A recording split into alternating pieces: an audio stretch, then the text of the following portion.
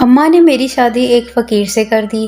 وہ مجھے اپنی جھونپڑی میں لے جانے کی بجائے ایک محل میں لے گیا، جہاں 3 نوکرانیاں پکڑ کر مجھے ایک کمرے میں لے گئیں اور سیج پر بٹھا کر بولی، اس پر لیٹ جاؤ اور تب تک نہیں اٹھنا جب تک تیرے شوہر کا حکم نہ ہو، ورنہ تیرا بھی وہی حال ہوگا جو ہم تینوں کا ہوا۔ میں ڈر کر لیٹی رہی۔ جو ہی فجر کی اذان ہوتی تو وہ تینوں مجھے اٹھا دیتی اور کہتی، تیرا شوہر باہر کھڑا ہے، چلی جا۔ تو وہ فقیر مجھے میکے لے آتا اور ابا کو ڈھیر سارے پیسے دے کر جاتا، تو ابا مجھ پر واری صدقے جاتا۔ ایک رات میں نے اپنی جگہ نوکرانی کو ڈھیر سارے پیسے دے کر سیج پر ایسے لٹایا کہ کوئی پہچان نہ سکا، اور خود اس کے کپڑے پہن کر قریب کھڑی ہو گئی۔ پھر جو ہوا، میرے تو سر پر آسمان گر پڑا۔ میرا نام رانیہ ہے۔ میں ایک متوسط گھرانے سے تعلق رکھتی ہوں۔ اللہ کی دی ہوئی ہر نعمت ہمارے گھر میں موجود ہے۔ میں بھی ایک پڑھی لکھی، سلیقہ مند اور باشعور لڑکی ہوں۔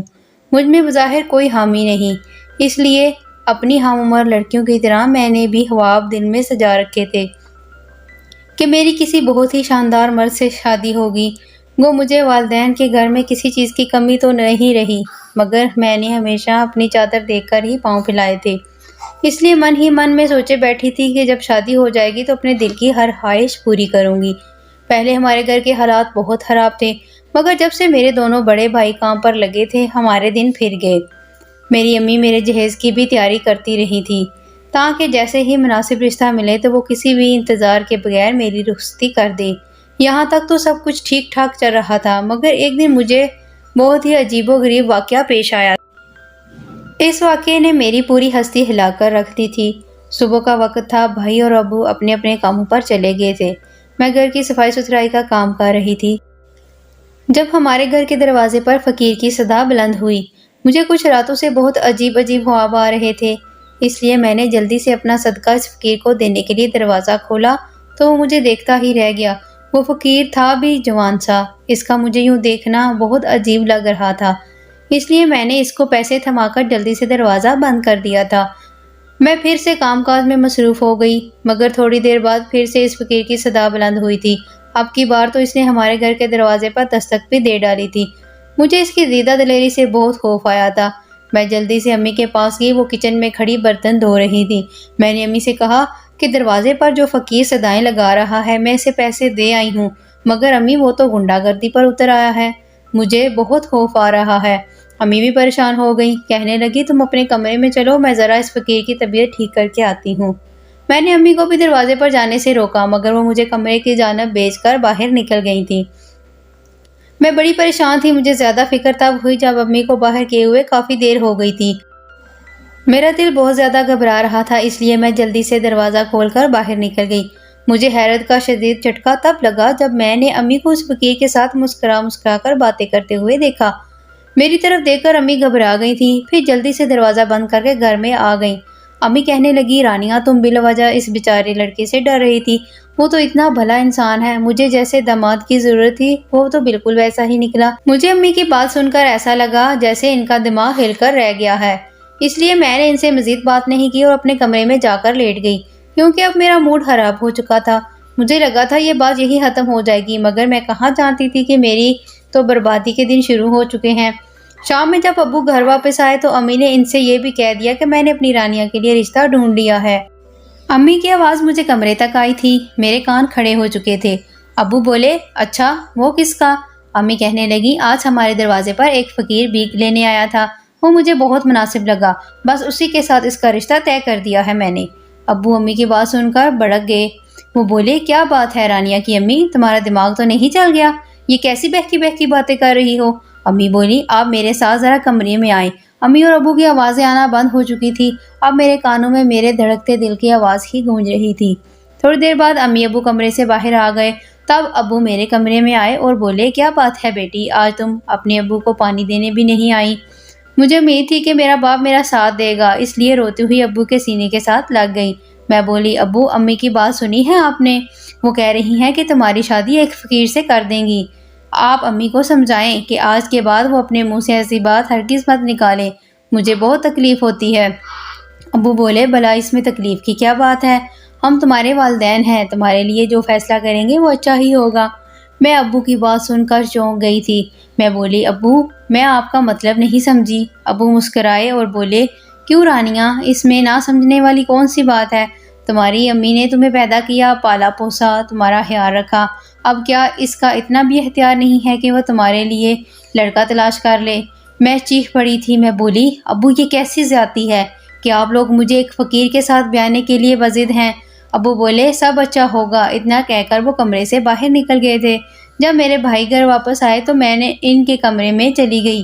میں نے ان کو امی ابو کی بات بتائی تو وہ دونوں ہی بڑک گئے تھے، کہنے لگے ہم تمہارے ساتھ ایسی زیادتی نہیں ہونے دیں گے۔ اتنا کہہ کر وہ دونوں والدین کے کمرے میں چلے گئے تھے۔ میرے ابو اپنے بیٹوں کی بہت مانتے تھے، مجھے یقین تھا کہ وہ میرے لیے کچھ اچھا ہی فیصلہ کریں گے، مگر یہ میری خام خیالی ثابت ہوئی تھی۔ وہ دونوں جب واپس آئے تو مجھے سمجھانے لگے کہ والدین کی بات ماننے سے انسان کبھی رسوا نہیں ہوتا۔ اب میں بالکل بے بس ہو چکی تھی، میں جتنا احتجاج کر سکتی تھی میں نے کر لیا تھا، مگر کوئی بھی میرا ساتھ دینے کے لیے رضامند نہیں تھا۔ اگلے دن وہ فقیر ہمارے گھر آیا تھا، اس کے ساتھ چند گواہ اور ایک مولوی صاحب تھے۔ امی جلدی سے میرے پاس آئیں اور مجھے ایک نیلے رنگ کا لباس تھما کر بولی جلدی سے یہ پہن لو، تمہارا نکاح ہونے لگا ہے۔ مجھے اپنے نصیبوں پر بھی رونا آیا تھا، یہ ایک ہی دن میں میری کایا کیسے پلٹ گئی تھی۔ میری شادی ایک فقیر سے ہو رہی تھی، وہ بھی اتنی ایمرجنسی کہ میں سمجھنے کے قابل ہی نہیں تھی۔ مجھے گھر میں پڑا ہوا لباس تھما دیا گیا، نہ میرا پارلر سے میک اپ ہوا اور نہ ہی میرا کوئی ارمان پورا کیا گیا تھا۔ میں نے بھی دل میں ٹھان لیا تھا کہ اپنی ساری زندگی اپنے شوہر کی جھونپڑی میں گزار دوں گی، میں کبھی پلٹ کر اپنے والدین کے گھر نہیں آؤں گی، ان کے ساتھ کسی قسم کا کوئی رشتہ نہیں رکھوں گی۔ بھلا والدین ایسے ہوتے ہیں کیا؟ میرا نکاح ہوا اور پھر میرا شوہر گواہوں کے ساتھ ہی گھر سے نکل گیا تھا۔ میں کافی دیر ذہن میں ہی بیٹھی رہی کہ میرا شوہر آ کر مجھے رخصت کر کے لے جائے گا، مگر جب وہ نہ آیا تو میں اٹھ کر اپنے کمرے میں آ کر لیٹ گئی تھی۔ دن سے شام ہو گئی اور پھر ہر سو اندھیرا پھیل گیا تھا۔ اندھیرا پھیلتے ہی ہمارے گھر کے دروازے پر دستک ہوئی تھی۔ ابو نے دروازہ کھولا تو میرا شوہر گھر میں داخل ہو گیا، کہنے لگا میں اپنی بیوی کو لینے آیا ہوں۔ ابو نے مجھے آواز دی اور بولے رانیہ باہر آ جاؤ، تمہارا شوہر تمہیں لینے آیا ہے۔ میں چپ چاپ اٹھ کے کمرے سے باہر آئی اور گھر کے گیٹ سے باہر نکل گئی تھی۔ میرا شوہر بھی میرے پیچھے ہی باہر نکلا تھا۔ باہر نکل کر میں نے دیکھا کہ ایک رکشہ ہمارے انتظار میں کھڑا تھا، میں اس میں بیٹھ گئی۔ میرے شوہر نے رکشے والے کو سارا پتہ سمجھا دیا تھا۔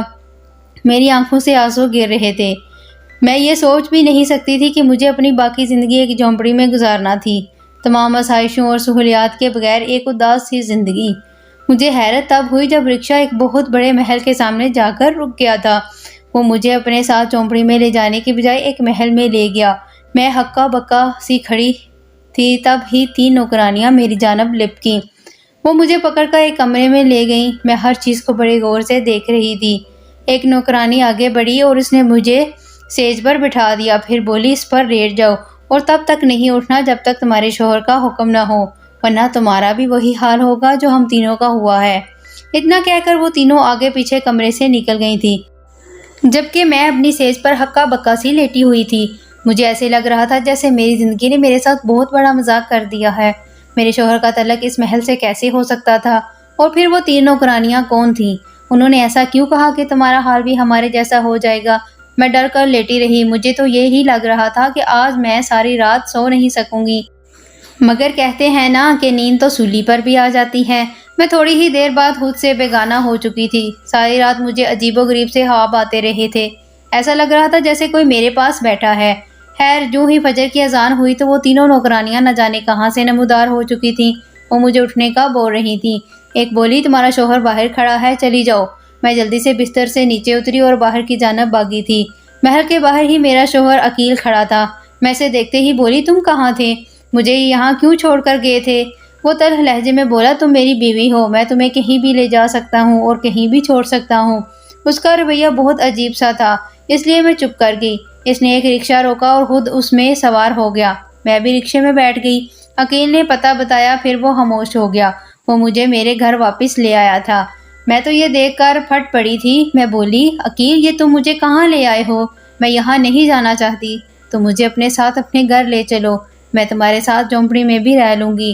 وہ پھنکار کر بولا زیادہ پٹر پٹر مت بولو۔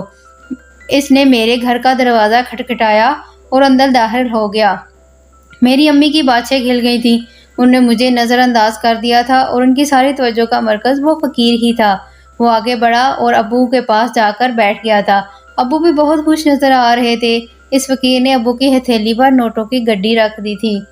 پھر وہ اٹھ کر چلا گیا۔ اب میرے ابو کو میرا خیال آیا تھا۔ وہ جلدی سے اٹھے اور میرا ہاتھ پکڑ کر مجھے چارپائی پر بٹھا دیا۔ وہ میرے لیے پانی کا گلاس لے کر آئے، پھر بولے، کیا بات ہے رانیہ کی والدہ، ہماری بچی گھر آئی ہے، اس کے لیے گوشت بھون کر لاؤ۔ میں ان دونوں کی جانب دیکھ کر ہکا بکا تھی۔ مجھے کچھ بھی سمجھ نہیں آ رہا تھا، اس لیے میں اپنے کمرے میں آ کر لیٹ گئی تھی۔ میری آنکھوں سے آنسو بہتے رہے۔ میں سارا دن اپنے کمرے میں بند ہی رہی۔ جیسے ہی رات ہوئی میرا شوہر پھر سے مجھے لینے کے لیے آ گیا۔ میں چپ چاپ اس کے ساتھ چلی گئی تھی، مگر وہ آج پھر مجھے محل میں لے گیا تھا، جہاں پر وہ 3 نوکرانیاں میری منتظر تھیں۔ ان کی جیسے ہی نظر مجھ پر پڑی، وہ مجھے اپنے ساتھ سیج والے کمرے میں لے گئیں اور تاکید کی کہ بستر سے نہیں اٹھنا، ورنہ انجام بہت برا ہوگا۔ میں چپ چاپ لیٹ گئی اور پھر نیند کی وادیوں میں کھو گئی تھی۔ صبح فجر کے وقت پھر سے میرا شوہر مجھے گھر لے گیا تھا۔ آج پھر اس نے میرے ابو کے ہاتھ میں بہت سے پیسے تھما دیے تھے۔ پھر تو یہ سلسلہ چل نکلا تھا۔ میرا باپ میرے واری صدقے جاتا تھا، میری والدہ میرے لیے بچھی چلی جاتی تھی، جبکہ مجھے خود سے نفرت ہونے لگی تھی۔ میں یہ سوچ سوچ کر حیران ہوتی تھی کہ آخر میرے ساتھ ہو کیا رہا ہے۔ میری شادی ایک فقیر سے ہو گئی، پھر وہ مجھے ہر شب اپنے ساتھ ایک محل میں لے جاتا ہے۔ بستر پر لیٹتے ہی مجھے نیند آ جاتی ہے۔ صبح مجھے پھر زبردستی گہری نیند سے اٹھایا جاتا ہے اور پھر میرا شوہر مجھے میرے باپ کی دہلیز پر چھوڑ جاتا ہے اور وہ مجھے ہاتھوں ہاتھ لیتے ہیں۔ یہ سب میری سمجھ سے باہر تھا۔ ایک دن میں پھٹ پڑی تھی۔ میں نے امی سے سوال کیا کہ آخر میرے ساتھ یہ سب کیا ہو رہا ہے؟ آپ نے میری شادی کس قسم کے انسان کے ساتھ کر دی ہے؟ امی کہتی ہیں یہ سب تمہاری بھلائی کے لیے کر رہے ہیں، مگر سچ کہوں تو مجھے اس میں اپنی کوئی بھلائی نظر نہیں آ رہی تھی۔ ایک شب میں یوں ہی محل کے کمرے میں سوئی ہوئی تھی، جب مجھے محسوس ہوا کہ جیسے میرے کمرے کا دروازہ کھلا ہے۔ میں بے ہوش تھی مگر میری حس سماعت بیدار ہو چکی تھی۔ مجھے قدموں کی چاپ سنائی دے رہی تھی، کوئی قدم قدم چلتا ہوا میرے نزدیک آ رہا تھا۔ پھر کرسی کھینچنے کی آواز آئی تھی، کوئی میرے بہت قریب آ کر بیٹھ چکا تھا۔ پھر کسی نے اپنے نرم گرم سے ہاتھوں میں میرا ہاتھ تھام لیا تھا۔ مجھے یہ لمس عجیب سا محسوس ہو رہا تھا۔ میں نے بہت کوشش کی کہ بیدار ہو جاؤں مگر سب کچھ رائگاں گیا تھا۔ پھر فجر کی اذان ہوئی اور مجھے اٹھا کر گھر بھیج دیا گیا۔ سارا دن میرے دماغ میں رات والا واقعہ گھومتا رہا۔ کیا وہ سب کچھ سچ تھا یا میں نے کوئی خواب دیکھا تھا؟ میں ان سب کا فیصلہ نہیں کر پا رہی تھی۔ میں نے اس لمحے خود کو بھری دنیا میں تنہا محسوس کیا تھا۔ میری آنکھوں سے بہت سے آنسو ٹوٹ کر گر رہے تھے۔ میں نے دعائیہ انداز میں ہاتھ اٹھا لیے تھے۔ میں بولی، اے میرے پروردگار، میں تو بے بس ہوں، میں تو تنہا ہوں، تو ہی میرا وارث ہے۔ اگر تو بھی میرا ساتھ نہیں دے گا تو میں کہاں جاؤں گی؟ میرے پروردگار، میری مدد فرما اور سچ میرے سامنے لے آ۔ اللہ کے سامنے رونے کے بعد میرا دل بہت ہلکا پھلکا سا ہو گیا تھا، کیونکہ مجھے معلوم تھا کہ میں اب تنہا نہیں ہوں۔ میرے ساتھ اس کائنات کا مالک موجود ہے جو میری رگے جان سے بھی زیادہ قریب ہے۔ وہ پکارنے والے کی پکار سنتا ہے، چاہے کوئی نیک ہو یا گناہ گار۔ ہاں، میں سچ کہہ رہی ہوں، اللہ ہر گناہ گار کی پکار سنتا ہے۔ بس شرط یہ ہے کہ ہم اسے دل کی گہرائیوں سے پکاریں۔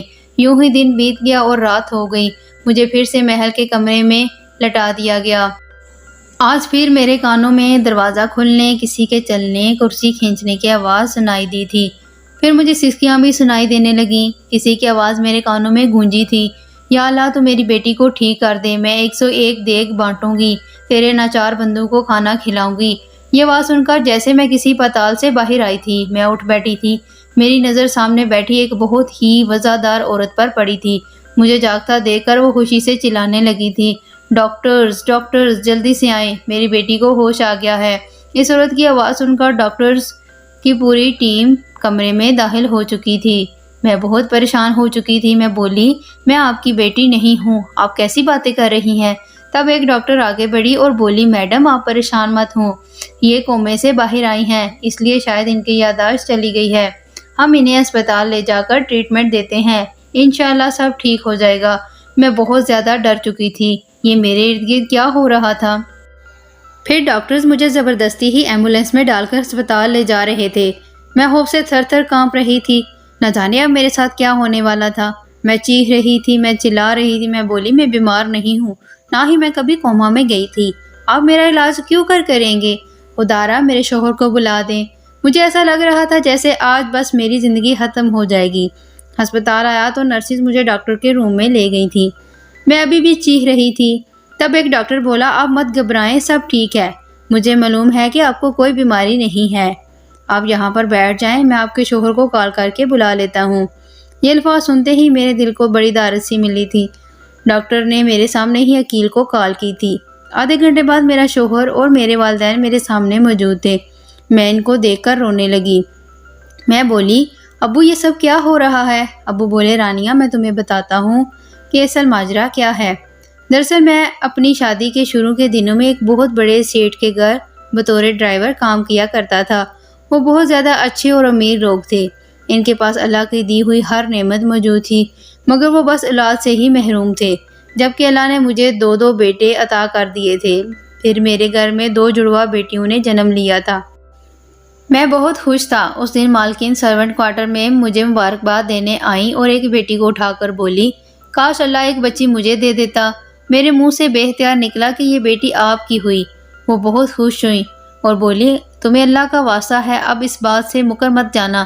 مالکن تمہاری جڑواں بہن کو اپنے محل میں لے کر چلی گئی تھی۔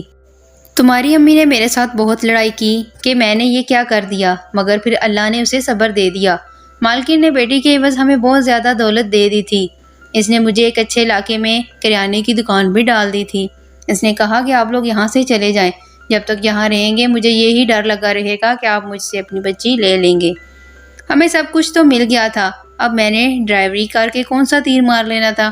ہم یہاں آ کر آباد ہو گئے۔ ایک دن جب ہمارے گھر پر فقیر آیا تھا، اس نے تمہاری شکل دیکھی تو وہ چونک گیا۔ اس نے تمہاری والدہ سے کہا کہ میں ایک محل سے بھیک مانگنے جاتا ہوں۔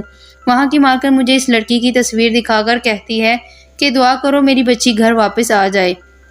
مجھے محل کے ملازمین نے بتایا تھا کہ ان کی بیٹی ایک حادثے میں مر گئی ہے، مگر یہ لڑکی تو آپ کے گھر میں موجود ہے۔ تب تمہاری والدہ نے بتایا کہ یہ تو میری بیٹی ہے۔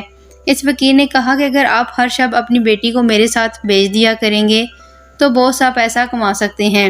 ہم چند ڈاکٹرز کو ساتھ ملا لیں گے اور مالکن سے کہیں گے کہ آپ کی بیٹی مل گئی ہے اور وہ کومے میں ہے، اس کا علاج ہسپتال میں ہو رہا ہے، مگر ڈاکٹرز نے کہا ہے کہ مریضہ رات اپنے گھر رک سکتی ہے۔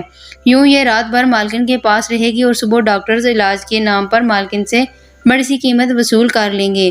ہم نے اس فقیر کی بات مان لی تھی، اور ہاں، تمہاری شادی اس کے ساتھ نہیں ہوئی، یہ تو ہم نے ڈھونگ رچایا تھا تاکہ تم سوال و جواب کر کے ہمیں تنگ نہ کرو۔ میں اپنے والد کی باتیں سن کر ششدر تھی۔ وہ بولے، رانیہ، ہم نے تمہاری جو جڑواں بہن مالکن کو دی تھی وہ مر گئی ہے، اس لیے ہم تمہیں اس کے پاس بھیجا کرتے تھے۔ میں پھنکار کر بولی، کیوں بھیجا کرتے تھے؟ فقط پیسے کے لیے؟ ابو نے سر ہلا دیا تھا۔ وہ بولے، ہاں، صرف پیسے کے لیے۔ اس پیسے سے ہم نے تمہارا جہیز بنایا ہے۔ تم جانتی ہو نا تمہارے ماموں کی بیٹی کو طلاق کیوں ہوئی ہے؟ صرف اس لیے کیونکہ اسے کم جہیز ملا تھا۔ ہم نے مالکن کے نوکروں سے یہ کہا تھا کہ ہم یہ سب آپ کی مالکن کی ذہنی حالت بہتر کرنے کے لیے کر رہے ہیں، اس لیے انہوں نے ہمارا ساتھ دیا۔ تبھی ڈاکٹرز کے کمرے کا دروازہ کھلا۔ سامنے مالکن کھڑی تھی، اس کی آنکھیں بھیگی ہوئی تھی۔